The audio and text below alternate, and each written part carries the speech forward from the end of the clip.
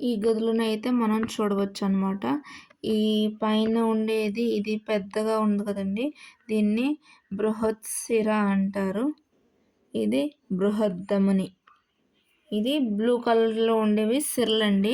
Red కలర్‌లో ఉండేవి దమనులనేసి గుర్తుంచుకోవచ్చు. ఇది బృహత్‌శిర, ఇది బృహద్దమని. ఇది కుడి కర్ణిక అనమాట. కుడివైపు ఉండే కర్ణిక. ఇది ఎడమ కర్ణిక అనమాట. పైనుండేవి కర్ణికలనమాట. ఎడమ జఠరిక, కుడి జఠరిక 2 సమభాగాలను పూర్తిగా విభజిస్తుంది ఓ భాగం. ఇదిగో 2 సమభాగాలను అంటే రెండింటిని విభజిస్తుంది. ఇది ఒక విభాజకం అనమాట. ఇది పుపుస శిర అనమాట ఇది.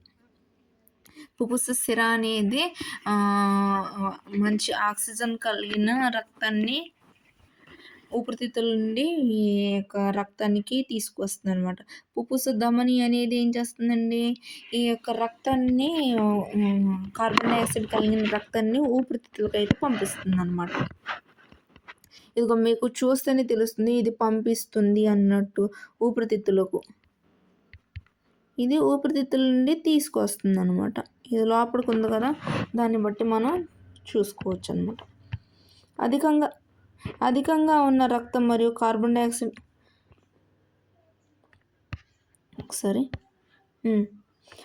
4 గదుల మధ్య ఉన్న విభాజకం ఆక్సిజన్ అధికంగా ఉన్న రక్తం మరియు కార్బన్ డయాక్సైడ్ అధికంగా ఉన్న రక్తం ఒకదానితో ఒకటి కలవకుండా ఉండడానికి సహాయపడుతుందనమాట. ఈ యొక్క కవాటం అనేది ఇక్కడ మనం చూసాం కదా, ఇదనమాట. ఇది 2 ఒకదానికొకటి కలవకుండా ఉండడానికి సహాయపడుతుందనమాట. గుండెకు అక్కడ నుండి శరీరంలోని మిగిలిన భాగాలకు పంపబడే దిశను చూపుతాయి. హృదయ స్పందన గురించి ఒకసారి చూద్దామండి. ఇందాక మనం నాడీ స్పందన గురించి చూసాం. నాడీ స్పందన అంటే ఏంటంటే ఒక నిమిషానికి నాడీ కొట్టుకునే సంఖ్యను నాడీ స్పందన అనేసి అంటారన్నమాట. హృదయం లేదా గుండె యొక్క గోడలు కండరాలతో రూపొందించబడ్డాయి. ఈ కండరాలు లయబద్ధంగా సంకోచ సడలికలు జరుగుతాయి అన్నమాట.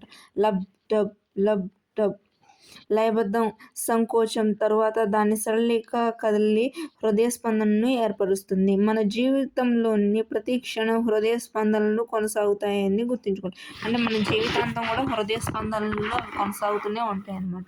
మీరు మీ ఛాతీకి ఎడమ వైపున మీ చేతిని ఉంచినట్లయితే మీరు మీ హృదయ స్పందనను అనుభూతి చెందవచ్చు.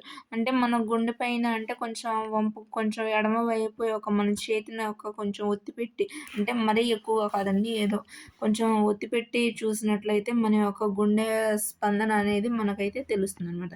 డాక్టర్ మీ హృదయ స్పందనలో స్టెతస్కోప్ అనే పరికరం సహాయంతో తెలుసుకుంటారనమాట. మన ఫీవర్ వచ్చినప్పుడు కావచ్చు, మనం హాస్పిటల్కి వెళ్ళినప్పుడు ఈ యొక్క స్టెతస్కోప్తో మన యొక్క హృదయ స్పందన ఎలా ఉందనేసి డాక్టర్స్ తెలుసుకొని చూస్తారు కదండి, అదే అనమాట.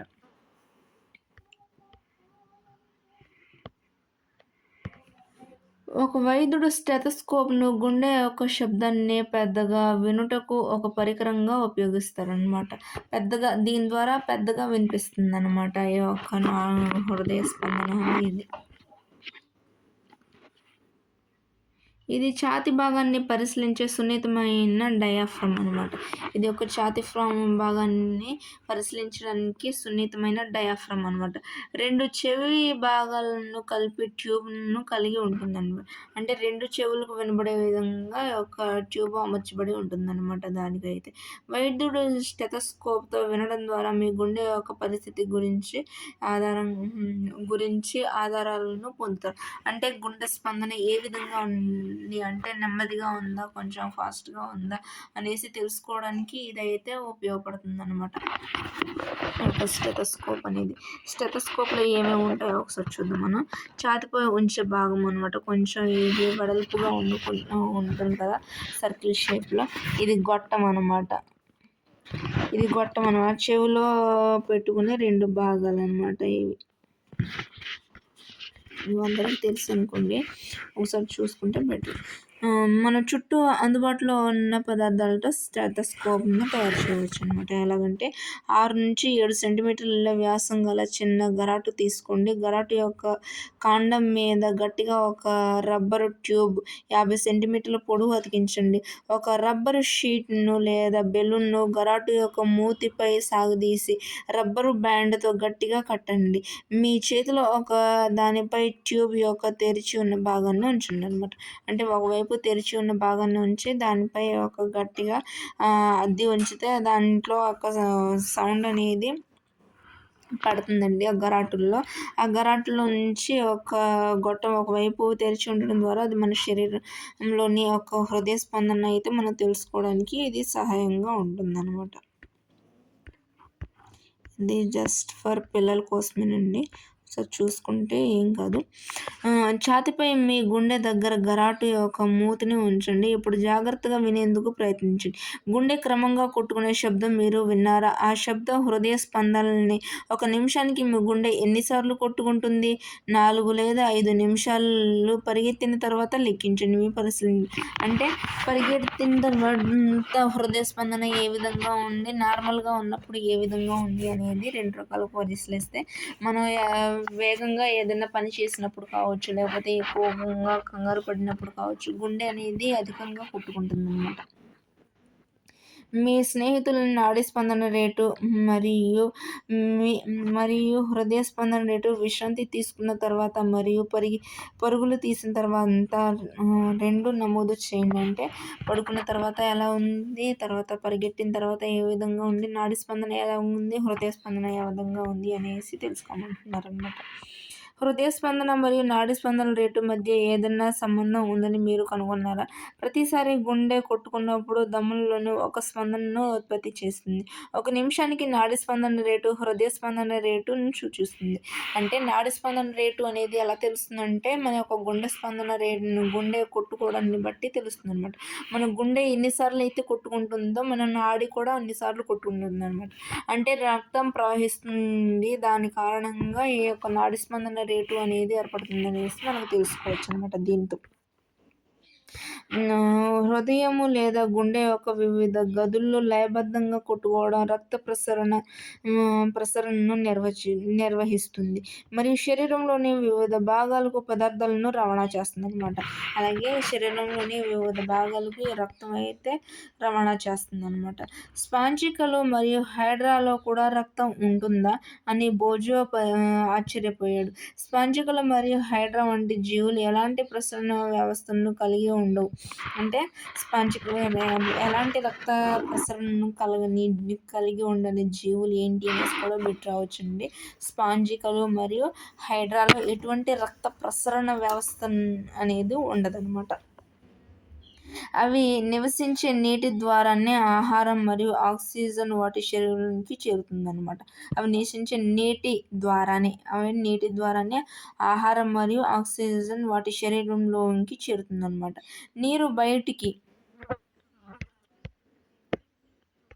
నీరు బయటకు వెళ్ళేటప్పుడు వ్యర్థ పదార్థాలను మరియు కార్బన్ డయాక్సైడ్ను తీసుకువెళ్తుందన్నమాట.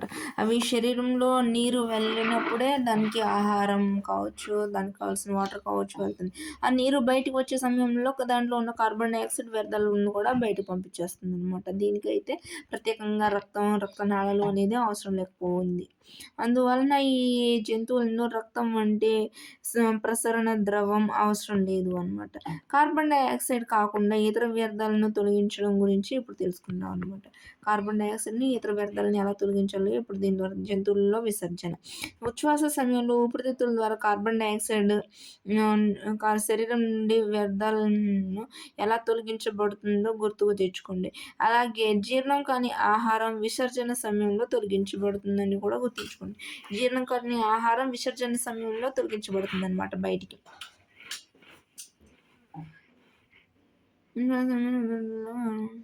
ఉచ్ఛ్వాస సమయం మరొకసారి చూద్దాం.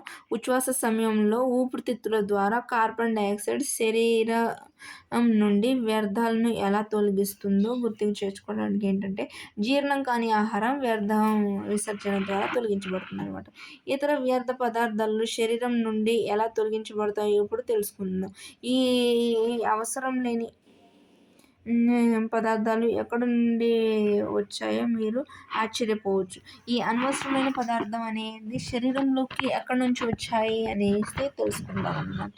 మన కణాలు తమ విధులను నిర్వర్తించినప్పుడు కొన్ని వ్యర్థ పదార్థాలను విడుదల చేస్తాయన్నమాట. తమ పని తాము చేసుకుంటున్న సమయంలో కొన్ని వ్యర్థ పదార్థాలను అయితే విడుదల చేస్తూ ఉంటాయన్నమాట. ఇవి విషపూరితమైనవి కాబట్టి శరీరం నుండి తొలగించాల్సిన అవసరం ఉంటుంది. అంటే ఇవి శరీరానికి హాని కలిగించేవి కనుక ఇవి శరీరం నుండి బయటికి పంపించవలసిన అవసరం అయితే ఉంటుంది. జీవుల కణాలలో ఉత్పత్తి అయ్యే వ్యర్థాలను తొలగించే ప్రక్రియను విసర్జన అంటారు. విసర్జనలో పాల్గొన్న భాగాలు విసర్జన వ్యవస్థను ఏర్పరుస్తాయన్నమాట. విసర్జనలో పాల్గొన్న భాగాలు ఏం చేస్తాయి? విసర్జన వ్యవస్థను అయితే ఏర్పరుస్తాయన్నమాట. మానవులలో విసర్జన అంటే మానవుల విసర్జన అనేది ఏ విధంగా ఉందో చూద్దాం. రక్తంలో ఉన్న వ్యర్థాలను శరీరం నుండి తొలగించాలి. అది ఎలా జరుగుతుంది? రక్తంలో ఉన్న వ్యర్థాలను శరీరం నుండి ఎలా తొలగించాలి? రక్తాన్ని వడపోయడానికి ఒక విధానం అవసరం. రక్తాన్ని వడపోయడానికి ఒక విధానం అయితే అవసరం కానీ మనం అయితే మన బాడీలో పెడతామా? పెట్టలేము కదా! అది ఏ విధంగా వడపోసుకుంటుందో చూద్దాం. ఇది మూత్రపిండాలలోని రక్త కేశనాళికల ద్వారా జరుగుతుందన్నమాట. ఈ వడపోత అనేది రక్తం నుండి మూత్రపిండాలను చేరేటప్పుడు ఉపయోగకరమైన మరియు హానికరమైన వ్యర్థాలు రెండింటిని కలిగి ఉంటుంది. ఉపయోగకరమైన వ్యర్థాలు రక్తంలోకి తిరిగి శోషించబడతాయి. వీటిలో కరిగిన వ్యర్థాలలో మూత్రం రూపంలో తొలగించబడుతుందన్నమాట. మన శరీరం నుండి వ్యర్థం అనేది హానికరమైన పదార్థాలు రెండింటినీ కలిగి ఉంటుందన్నమాట. మన శరీరం ఉపయోగకరమైన హానికరమైన రెండు పదార్థాలన్నీ కలిగి ఉంటుందన్నమాట. ఉపయోగకరమైన పదార్థాలను రక్తంలోనికి తిరిగి శోషించబడుతుందన్నమాట. ఉపయోగకరమైన పదార్థం తిరిగి శరీరంలోకి రక్తం ద్వారా శోషించబడితే నీటిలో కరిగిన వ్యర్థాలు మూత్రం రూపంలో తొలగించబడతాయి. అంటే శరీరంలో మనం తీసుకునే నీటిలో కొన్ని వ్యర్థాలు కరిగి ఉంటాయి అన్నమాట. అవి మూత్రం ద్వారా తొలగించబడతాయి అన్నమాట. మూత్రపిండాల నుండి మూత్రం గొట్టం ఇది వచ్చి చూడండి. మూత్రపిండాలు అంటే కిడ్నీ నుండి ఈ మూత్ర గొట్టం ద్వారా యూరినరీ బ్లాడర్ ఈ యొక్క మూత్రం ద్వారం ఉంది కదా, ఈ మూత్రాశయంలోకి చేరుతుందన్నమాట. ఈ మూత్రాశయం ఎప్పుడైతే నిండుతుందో అప్పుడు మనకు మూత్ర విసర్జన చేయాలనే కోరిక కలిగి మూత్రాశయం ద్వారా బయటకు అయితే వచ్చేస్తుంది అనమాట. మూత్రద్వారం ద్వారా మూత్రనాళాల ద్వారా మూత్రాశయంలోకి వెళ్తుందన్నమాట. ఇది మూత్రాశయంలో నిల్వ చేయబడుతుంది మరియు ప్రక్షేపం అని పిలువబడే కండరాల గొట్టం చివరతో మూత్ర విసర్జన ద్వారా బయటకు పంపబడుతుందన్నమాట. మూత్రపిండాలు, మూత్రనాళాలు, మూత్రాశయం మరియు ప్రక్షేపం మూత్ర విసర్జన వ్యవస్థను ఏర్పరుస్తాయన్నమాట. మూత్రపిండాలు, మూత్రనాళాలు, మూత్రాశయం మరియు ప్రక్షేపం మూత్ర విసర్జన వ్యవస్థను ఏర్పరుస్తాయన్నమాట. ఒక వయోజన మానవుడు సాధారణంగా 24 గంటల్లో అంటే ఒక రోజులో 1 నుండి 1.8 లీటర్లు అంటే దాదాపుగా లీటర్ 30 1 లీటర్ పైన 30 లీటర్ మూత్రాన్ని విసర్జిస్తాడనమాట. మూత్రంలో 95% నీరు అంటే మ్యాక్సిమం నీరే ఉంటుందన్నమాట. 2.5% యూరియా మరియు 2.5% ఇతర వ్యర్థాలు ఉంటాయన్నమాట. ఈ యొక్క మూత్రంలో 95% ఏంటి అంటే వాటర్. అందులో 2.5 యూరియా, 2.5% ఇతర పదార్థాలు అన్నమాట వ్యర్థమైనవి. వేసవి రోజున మనకు చెమటలు పడతాయని మనందరికీ తెలిసిన అనుభవమే అనమాట. ఈ చెమట నీరు మరియు లవణాలను కలిగి ఉంటుంది. ఈ యొక్క చెమట అనేది నీరు మరియు కొన్ని లవణాలను అయితే కలిగి ఉంటుంది. కొన్నిసార్లు వేసవిలో మన బట్టలపై ముఖ్యంగా చంకల క్రింద ప్రాంతాల్లో తెల్లటి మరక ఏర్పడడం మనం గమనించవచ్చు. కొన్నిసార్లు బ్లాక్ షర్ట్స్ కానీ బ్లాక్ డ్రెస్సెస్ కానీ వేసుకున్నప్పుడు దానిపై కొన్ని తెల్లటి ప్యాచెస్ అయితే ఏర్పడడం మనం కొన్నిసార్లు అయితే గమనించవచ్చు అన్నమాట. చెమటలో ఉండే లవణాలను ఈ గుర్తులను ఏర్పరుస్తాయి. అంటే మన శరీరంలోకి చెమటతో పాటు లవణాలు కూడా కొన్ని విడుదలవుతాయి అనేసి మనం తెలుసుకోవచ్చు అనమాట. దీని ద్వారా చెమట మరేదైనా పని చేస్తుందా? మట్టి కుండలో మట్కా ఉంచిన నీరు చల్లగా ఉంటుందని మనకు తెలుసు. ఎందుకంటే కుండ రంధ్రాల నుండి నీరు ఆవిరైపోయి అది చల్లదనాన్ని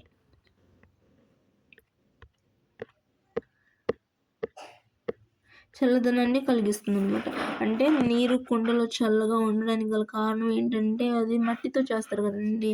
దాంట్లో ఉన్న ఒక రంధ్రాల ద్వారాగా దాంట్లో ఉన్న వేడి అనేది బయటికి వెళ్ళిపోతుందనమాట. బయటికి వెళ్ళిపోయి లోపల చల్లదనాన్ని అయితే కలిగిస్తుందనమాట.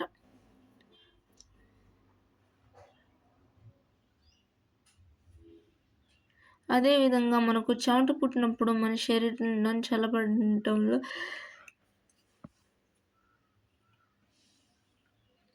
సహాయం చేస్తుందనమాట. మొక్కల్లో పదార్థాల రవాణా చూద్దాం. ఈ అధ్యయనం మొక్కలు నీరు మరియు ఖనిజ పోషకాలను వేర్ల ద్వారా గ్రహించి ఆకులకు సరఫరా చేస్తాయని మనకు తెలుస్తుంది. ఈ యొక్క నీరు, ఖనిజ లవణాలను మొక్కలైతే వేర్ల ద్వారా గ్రహించి ఆకులకు సరఫరా చేస్తాయన్నమాట. అంటే భూమిలోంచి పై వరకు ఈ యొక్క ప్రసారం చేయడాన్ని రవాణా అంటారు. కిరణజన్య సంయోగక్రియ సమయంలో నీరు మరియు కార్బన్ డయాక్సైడ్ ఉపయోగించి ఆకులు మొక్క ఆహారాన్ని తయారు చేస్తాయి. ఆహారం శక్తికి ఆధారంగా జీవి యొక్క ప్రతి కణం గ్లూకోజ్ విచ్ఛిన్నం ద్వారా శక్తి పొందుతాయని మీరు 6వ అధ్యాయంలో నేర్చుకున్నారు. కణాలు ఈ శక్తిని జీవానికి సంబంధించిన ముఖ్యమైన జీవ ప్రక్రియలను నిర్వహించడానికి ఉపయోగిస్తారు. కాబట్టి జీవులలోని ప్రతి కణానికి ఆహారం తప్పనిసరిగా అందుబాటులో ఉండాలి. వేరు ద్వారా గ్రహించిన నీరు మరియు పోషకాలు ఆకులకు ఎలా రవాణా చేయబడతారో మీరు ఎప్పుడైనా ఉంచారా? వేర్ల ద్వారాగా ఆహారం ఎలా నీరు, పోషకాలు ఆకులకు ఎలా చేరుతాయో తెలుసుకుందాం అనమాట. ఆకులలో తయారైన ఆహారాన్ని తయారు చేయలేని భాగాలకు ఎలా చేరుతాయి? ఆకులలో ఆహారం అయితే తయారవుతుంది, కానీ ఈ యొక్క ఆకులకు తయారు చేయలేని మిగతా భాగాలకి ఎలా చేరుతుందో ఇప్పుడు తెలుసుకుందాం. నీరు మరియు ఖనిజ లవణాలు రవాణా. ఫస్ట్ భూమిలో నుంచి వేర్లు గ్రహించిన నీరు మరియు ఖనిజ లవణాల్లో ఆకుల వరకు ఏ విధంగా రవాణా చేయబడతాయో చూద్దాం. మొక్కలు నీరు మరియు ఖనిజ లవణాలను వేర్ల ద్వారా గ్రహిస్తాయి. వేర్లు మూలకేశాలను కలిగి ఉంటాయి అన్నమాట. చిన్న చిన్న కేశాలు ఉంటాయి కదండి, సన్నటివి అవన్నమాట. నీటిలో కరిగిన నీరు మరియు ఖనిజ పోషకాలను గ్రహించడం కోసం వేరు ఉపరితల వైశాల్యాన్ని పెంచుతుంది. వేర్లు లోపలైతే సన్నగా ఉంటాయి కానీ పైన మన ఉపరితలంలో చిన్న ఒక కాండానికి వేర్లకు మధ్య ఒక ప్లేస్ ఉంటుంది కదా, అది కొంచెం వెడల్పుగా ఉంటుందన్నమాట. వైశాల్యం ఉపరితలం ఎక్కువగా ఉంటుందన్నమాట. ఎందుకంటే ఆ యొక్క మూలకేశాలు నేల కణాల యొక్క ఉన్న నీటితో సంబంధం కలిగి ఉంటాయి. నీరు వేరు నుండి ఆకులకు ఎలా వెళుతుందో మీరు ఊహించగలరా? మొక్కలలో ఎలాంటి రవాణా వ్యవస్థ ఉంటుంది? ఒకసారి చూద్దాం. నీటి సరఫరా కోసం మన ఇళ్లల్లో ఉన్నట్లే మొక్క మొత్తానికి నీటిని రవాణా చేయడానికి మొక్కల్లో పంపులను కలిగి ఉండవచ్చని భావిస్తున్నాడు. అంటే ఈ యొక్క వేర్ల నుంచి మొక్క ఆకుల వరకు యొక్క పోషణ వెళ్ళడానికి దీనికి ఏమైనా పంపులు ఉండవచ్చు అనేసి భోజం అనేసి అనుకుంటున్నాడు అనమాట. ఒక వేరు అడ్డుకోతల్లో ఒక చెట్టులో నీరు మరియు ఖనిజ లవణాలు అన్నమాట. ఇక్కడ ఒక బ్లూ ఇచ్చాడండి, ఇదేంటో చూద్దాం. బాక్స్ ఒకసారి ఈ బాక్స్ని కూడా ఒకసారి చూసుకుంటే అయిపోతుంది. జంతువుల శరీరం నుండి వ్యర్థ రసాయనాలను తొలగించే విధానం నీటి లభ్యతపై ఆధారపడి ఉంటుంది. జంతువుల శరీరం నుండి వ్యర్థ రసాయనాలను తొలగించే విధానం నీటి లభ్యతపై ఆధారపడి ఉంటుంది అన్నమాట. చేపలు మరియు జలచరాల్లో కణ వ్యర్థాలను నీటిలో కరిగిపోయే అమోనియాగా విసర్జిస్తాయి అన్నమాట. అంటే ఈ యొక్క చేపలు అనేవి అవి నివసించే ఆ యొక్క నీటి లభ్యతను బట్టి మాత్రమే ఆ యొక్క విసర్జకాలు అనేది విడుదల చేస్తాయి అన్నమాట. చేపలు అనేవి అమోనియా ఉంటాయి. అమోనియా అంటే ఏంటంటే ఇది చూద్దాం. కణాలు నీటిలో కరిగిపోయే అమ్మోనియాగా విసర్జిస్తాయి. చేపలు కూడా వ్యర్థాలను విసర్జిస్తాయండి. అవి ఎక్కువగా నీటిలోనే ఉంటాయి గనుక అవి నీటిలో కరిగిపోయే విధంగా ఉండే అమ్మోనియాని అయితేనే విడుదల చేస్తాయి. పక్షులు, బల్లులు మరియు పాములు వంటి కొన్ని భూచర జంతువులు సగం ఘన తెలుపు రంగు సమ్మేళనాన్ని యూరిక్ ఆమ్లం విసర్జిస్తాయన్నమాట. సగం ఘనంగా ఉండే కొంచెం తెలుపు రంగుగా ఉండే సమ్మేళనాన్ని యూరిక్ ఆమ్లాన్ని అయితే విడుదల చేస్తాయి. మానవుల ప్రధాన విసర్జన పదార్థం యూరియా అనమాట. మానవుల్లో ప్రధానంగా విసర్జక పదార్థం ఏంటి అంటే యూరియా. ఇవి ఓల్డ్ టెక్స్ట్ బుక్లో కూడా ఉన్నాయండి. ఓల్డ్ 10th క్లాస్ టెక్స్ట్ బుక్లో. కొన్నిసార్లు ఒక వ్యక్తి యొక్క మూత్రపిండాలలో ఇన్ఫెక్షన్స్ లేదా గాయం కారణంగా పనిచేయడం ఆగిపోవచ్చు. మూత్రపిండాల వైఫల్యం ఫలితంగా వ్యర్థ పదార్థాలు రక్తంలో చేరడం ప్రారంభిస్తాయి. కృత్రిమ కిడ్నీ ద్వారా వారి రక్తాన్ని క్రమానుగతంగా వడపోత చేస్తే తప్ప అలాంటి వ్యక్తి జీవించలేడు. ఈ ప్రక్రియనే డయాలసిస్ అంటారండి. రక్తాన్ని అంటే ఒకవైపు మన శరీరంలో ఉన్న రక్తం బయటికి పోయి అది మరిగి శుద్ధీకరించబడి తిరిగి మన శరీరంలోకి అయితే అది ఎక్కించబడుతుందనమాట. దాన్నే డయాలసిస్ అని చేయడం అనేసి అంటారు. అవును. భోజ భావన సరి అయినది. మొక్కలకు నేల నుండి నీరు లేదా పోషకాలను రవాణా చేయడానికి నాళాల వంటి పంపులు ఉంటాయన్నమాట. ఈ నాళాల్లో ప్రత్యేక కణాలతో తయారు చేయబడి ప్రసరణ కణజాలాన్ని ఏర్పరుస్తాయన్నమాట. ఈ యొక్క ఆహారాన్ని రవాణా యొక్క నీరును, ఖనిజ లవణాలను మొక్క వేర్ల నుంచి ఆకుల వరకు పంపించడానికి నాళాల వంటి కొన్ని గొట్టాలను కలిగి ఉంటాయన్నమాట. గొట్టాల వంటి కొన్ని నాళాలు అవి ప్రత్యేకంగా చేయబడిన ప్రసరణ కణజాలాన్ని ఏర్పరుస్తాయన్నమాట. ఒక జీవిలో ప్రత్యేక పనిని నిర్వర్తించే కణాల సముదాయమే కణజాలం. అన్నమాట. కణజాలం అంటే ఏంటంటే ఒక ప్రత్యేకమైన పనిని నిర్వర్తించడానికి ఏర్పడిన కణాల సముదాయం. కణాలు కాదండి, కణాల గ్రూప్ అన్నమాట. Cells group. మొక్కలలోని నీరు మరియు పోషకాల రవాణా కొరకు ఉన్న ప్రసరణ కణజాలాన్ని దారువు అంటారన్నమాట. మొక్కలలోని నీరు మరియు పోషకాల రవాణా కొరకు ఉన్న ప్రత్యేక కణజాలాన్ని దారువు అంటారు. దాదాపు పోషకాల రవాణా కొరకు ఉన్న ప్రసరణ కణజాలాన్ని దారువు అంటారు. దారువు అనేది కాండం మరియు కొమ్మల ద్వారా వేర్లను, ఆకులను అనుసంధానించి నిరంతర నాళాల వలన ఏర్పరచి తద్వారా మొత్తం మొక్కకు నీటిని సరఫరా చేస్తుందన్నమాట. ఇది పహేలి తన తల్లి బెండకాయలు, ఇతర కూరగాయలు కొద్దిగా ఎండిపోయినట్టుగా ఉంటే నీటిలో ఉంచుతుందని చెప్పింది. వాటిలోని నీరు ఎలా వెళ్ళిందో ఆమె తెలుసుకోవాలనుకుంటే.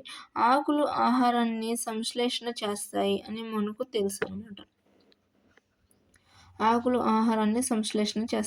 మొక్క కొన్ని భాగాలకు ఆహారం సరఫరా చేయబడాలి. అవి పోషక కణజాలం అని పిలువబడే ప్రసరణ కణజాలం ద్వారా జరుగుతుంది. ఈ విధంగా దారువు పోషక కణజాలం మొక్కల్లో పదార్థాలను సరఫరా చేస్తాయి. ఈ కృత్యానికి మనకు ఒక గాజు సీసా, నీరు, ఎరుపు సిర, లేత గుల్మం, బాల్బం మరియు ఒక బ్లేడ్ అవసరమవుతుంది. ఒక గాజు సీసాలో 1/3 నీరు పోయండి. నీటిలో కొన్ని చుక్కల ఎరుపు సిర కలపండి. పటంలో చూపిన విధంగా గుల్మం యొక్క కాండం యొక్క ఆధారాన్ని కత్తిరించి 7.8లో చూపించిన విధంగా గాజు సీసాలో ఉంచండి అనేసి ఇచ్చాడనమాట. ఇదైతే మనకు అవసరం లేదనమాట.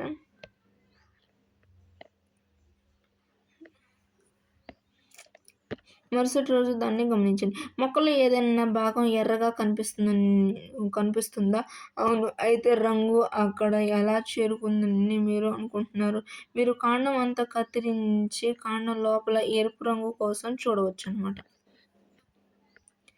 నీరు నీ నుండి నీరు కాండం పైకి కదులుతున్నట్లు మనం చూస్తాము. మరో మాటలో చెప్పాలంటే కాండం నీటిలో సరఫరా చేస్తుంది. ఎరుపు సిర వలె నీటిలో కరిగిన కణజాలాలు కూడా నీటితో పాటు కాండం పైకి కదులుతాయి. నీరు మరియు కణజాలాలలో కాండం లోపల ఉన్న ఇరుకైన గొట్టాల దారుల ద్వారా ఆకులు మరియు ఇతర మొక్కల భాగాలకు వెళతాయి. మొక్కలు మట్టి నుండి పెద్ద మొత్తంలో నీటిని ఎందుకు గ్రహిస్తాయో, బాష్పోత్సేకం ద్వారా ఎలా విడిచిపెడతాయో బోజో తెలుసుకోవాలని అనుకుంటున్నాడన్నమాట. బాష్పోత్సేకం. 6వ తరగతిలో మొక్కలు ఈ బాష్పోత్సేక ప్రక్రియ ద్వారా చాలా నీటిని విడుదల చేస్తాయని మీరు తెలుసుకున్నారు. మొక్కలు నేల నుండి ఖనిజ పోషకాలను మరియు నీటిని గ్రహిస్తాయి. పీల్చుకున్న నీరు అంతా మొక్క వినియోగించుకోలేదు. బాష్పోత్సేకం ప్రక్రియ నుంచి నీరు ఆకుల ఉపరితలంపై ఉన్న పత్రరంధ్రాల ద్వారా ఆవిరైపోతుంది.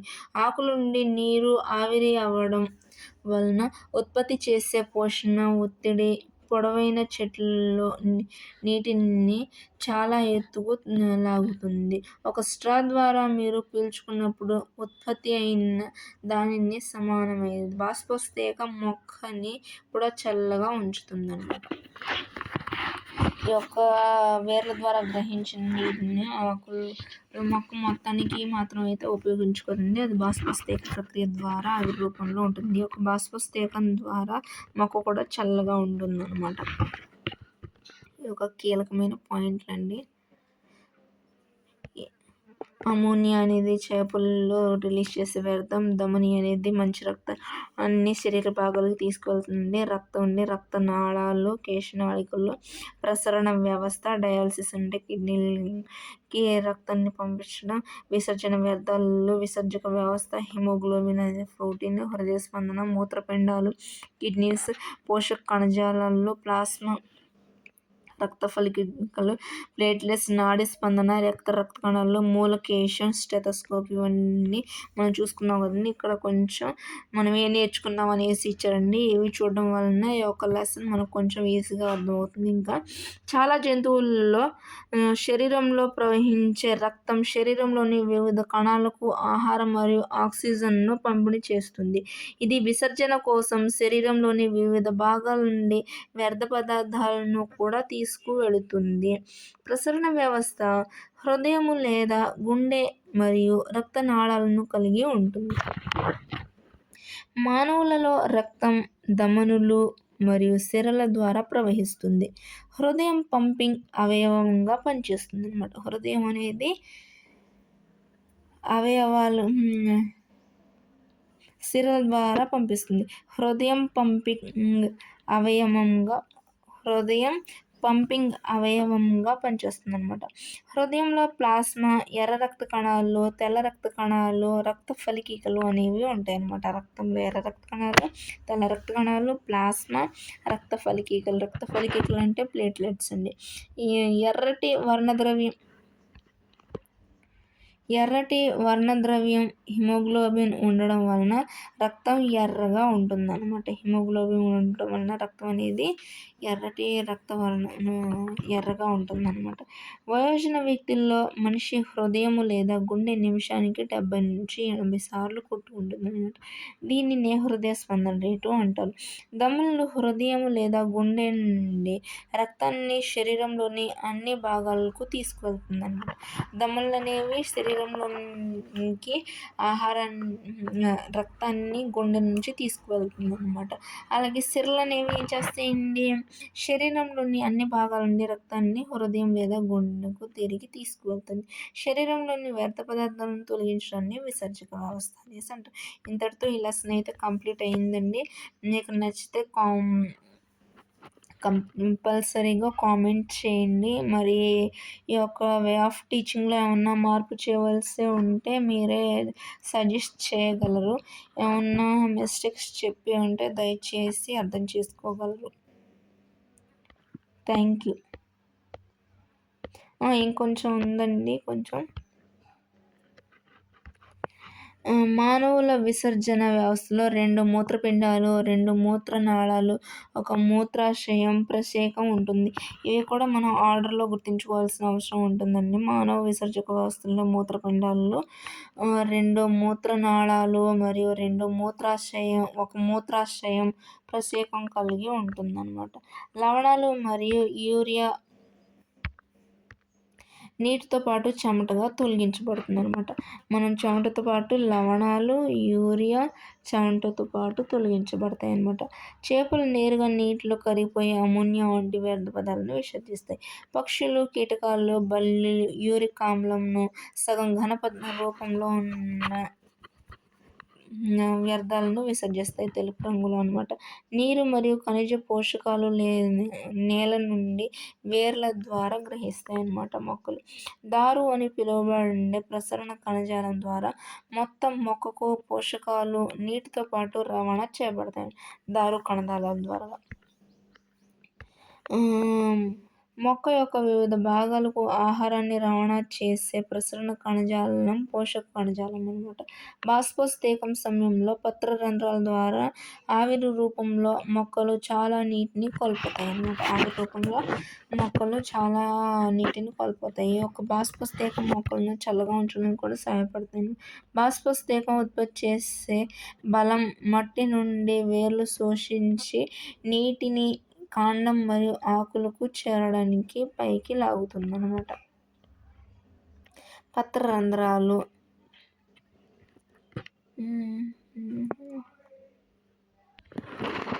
మీకు తెలుసా అనేది లెసన్ లాస్ట్లో ఇచ్చారండి. రక్తానికి ప్రత్యామ్నాయం లేదు. ప్రజలు శస్త్రచికిత్స లేదా గాయం నుండి రక్తాన్ని కోల్పోతే లేదా వారి శరీరాలు తగినంత రక్తాన్ని ఉత్పత్తి చేయలేకపోతే స్వచ్ఛంద సేవలు విరాళంగా ఇచ్చిన రక్తాన్ని మార్పిడి చేయడం ద్వారా రక్తం మార్చడం ఒకే ఒక మార్గం అన్నమాట. రక్తం సాధారణంగా కొరతగా ఉంటుంది. రక్తదానం చేయడం వలన దాతల బలం తగ్గదు. కొందరు అపోహలు ఏంటంటే మన రక్తం ఇచ్చేయడం వలన మన యొక్క శరీరం బలహీనతకు గురి కావచ్చేమో అనేసి అపోహలు అయితే కొంతమంది వ్యక్తం చేస్తూ ఉంటారండి. ఇదైతే ఎంతమాత్రం నిజం కాదు. రక్తం అనేది చాలామందికి అవసరమండి. వీలైతే మీరు సహాయం చేయగలరు. థ్యాంక్స్.